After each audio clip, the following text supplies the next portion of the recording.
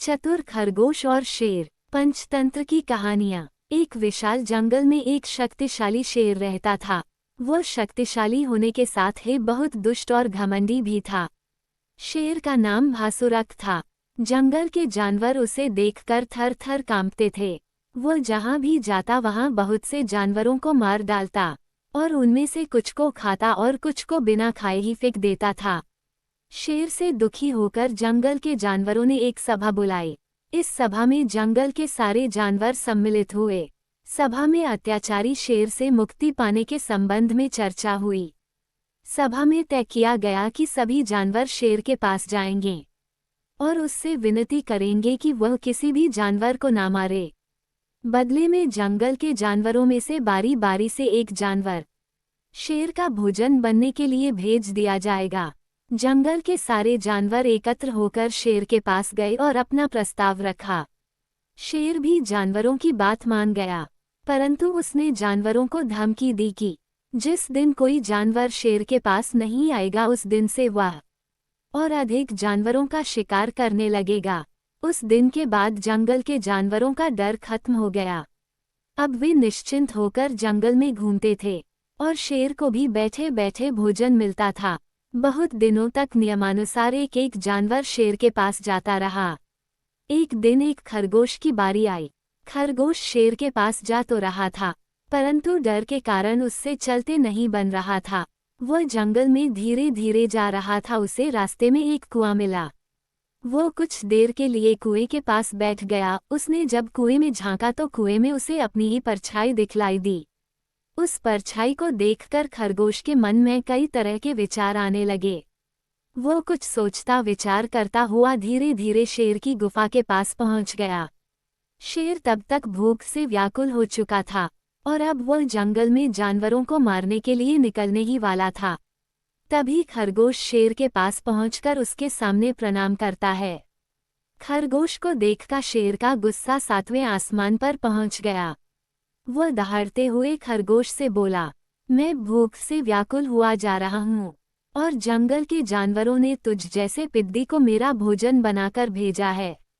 अब मैं जंगल के सारे जानवरों को मार दूंगा। शेर की बातें सुनकर खरगोश ने विनम्रतापूर्वक कहा, महाराज, आप क्रोध न करें। मेरी देरी का कारण ना तो मैं हूँ, ना ही जंगल के दूसरे जानवर हैं। अगर आप मुझे माफ करें तो मैं आपको पूरी बात बतलाना चाहता हूँ। शेर ने कहा, अरे खरगोश, तुझे जो कहना है जल्दी बोल, मैं बहुत भूखा हूँ। खरगोश ने विनम्रता से सिर झुकाया और कहने लगा, महाराज, मैं बहुत छोटा हूँ, इसीलिए जंगल के जानवरों ने मेरे जैसे 5 खरगोश आपकी सेवा में भेजे थे। जब हम जंगल से आ रहे थे तब एक दूसरा शेर आया और हमारे यहाँ आने का कारण पूछने लगा। जब हमने आपके पास आने के बात कही तब उसने आपको बहुत भला बुरा और डरपोक कहा और खुद को जंगल का राजा बतलाने लगा। उसने आपको युद्ध की चुनौती भी दी है। 5 में से 4 खरगोश वह खा गया और मुझे जिंदा छोड़ दिया और आपके पास भेज दिया ताकि मैं आपको उसके बारे में जानकारी दे सकूं और उसके पास ले जा सकूं। महाराज, यही कारण है कि मुझे यहाँ आने में देर हो गई।